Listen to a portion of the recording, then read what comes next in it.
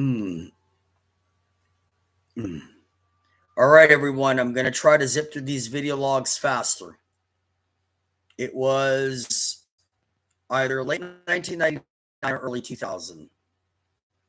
I was in New York City, New York, and I remember I went there with this grand vision that I would be the most impactful, powerful man ever in the world of the arts and sciences, conceived by my Roman, Latin, Italian ancestors that gave birth to Latium, Athens, Roman Europe, the cross, the crown, Catholicism, Christianity, the Republic, Congress, and the pagan Pagano Romano Empire of 4 million square miles, the First League of Latium, the Confederacy of Latium, the 7 Etruscan kingdoms, the First Roman Latin kingdom of 8 BC, and the 88 dynasties of the Byzantium. Now, with that said, I was in New York City, New York. I was sitting on the park bench inside the legendary historic Tompkins Square Park, where Charlie Bird Parker and Miles Davis and Max Roach used to hang out when they played in a band together, I believe in 1944 to 1946. Can you imagine? Yeah. Then you had David Bowie and Iggy Pop and Lou Reed hanging out there during the late 60s and early 70s. Then you had the riot, the 1988 rioting and clash, the riot and clash between the homeless encampment that was inside of Tompkins Square Park versus the New York Police Department. Okay. So I'm sitting inside of Tompkins Square Park, and I'm across the street from one of the very first 3 wireless internet cafes or pre-wireless internet cafes of the earth, called Alt.Cafe. And that's where I would typically go in. That's where I connected. I would go inside Alt.Cafe. Wow, it's coming to me right now. I remember this is the tail end of 1999. I wanted to be in New York City, New York, at the end of my Roman Gregorian calendar millennia, because I knew it was the very end of the millennia, of a millennia, a 1,000-year period. I also knew it was the beginning of the next new millennia, which would have been January 1st, 2000 AD. I also knew that it was the end of the 20th century, as in 1999 into the year 2000. I also knew that it would mark the onset and the dawn and the Renaissance and the beginning of the next century of the 21st. So I was there for cosmic reasons of mine as well. I've always been like this. Always, through the decades, always been like this. So, and look at where I'm at and look at what's happened, right? Okay. So that's how real all of this is. Voila. So I arrived in late 99, and I went there to form a band.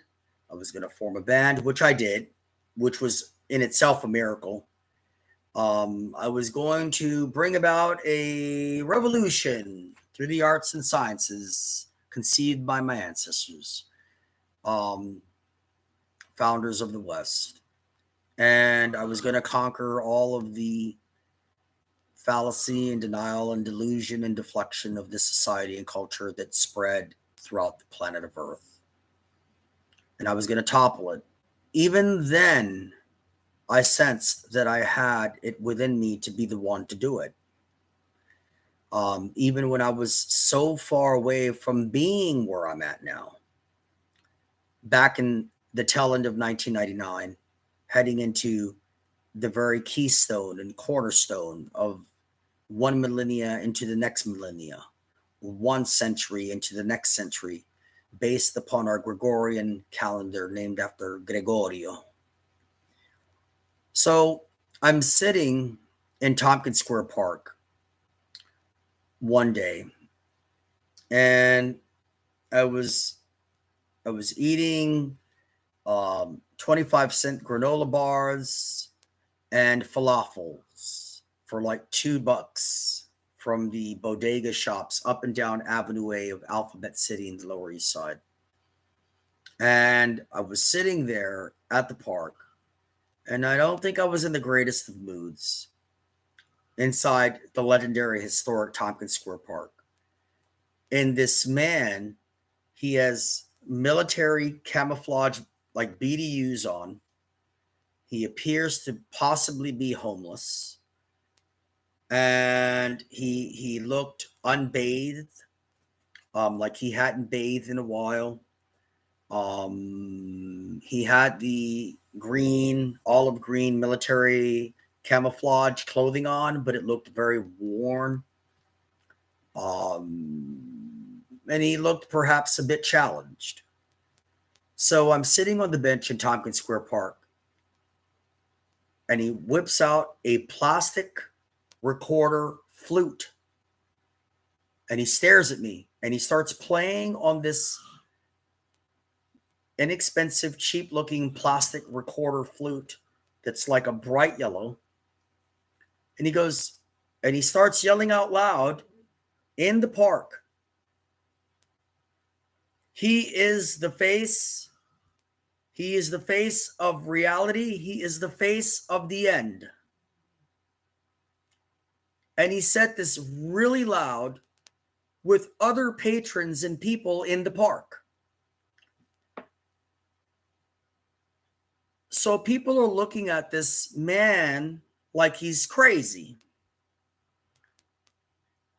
And he keeps saying, "I'm telling you right now, he is here upon us. He is here with us in this park. This man is the face of reality. This man is the face of the end." And he keeps saying that really loud. I'm now uncomfortable. I'm like, okay, because I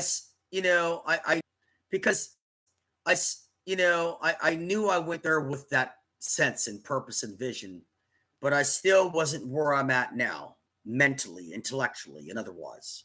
I still wasn't quite there yet. So I was a little, nowadays I'd go, yeah, that's true. But back then I was just like, okay, now you're starting to make me feel weird and uncomfortable, and I want to get out the park, but I don't know how to get around you because you're right there next to me.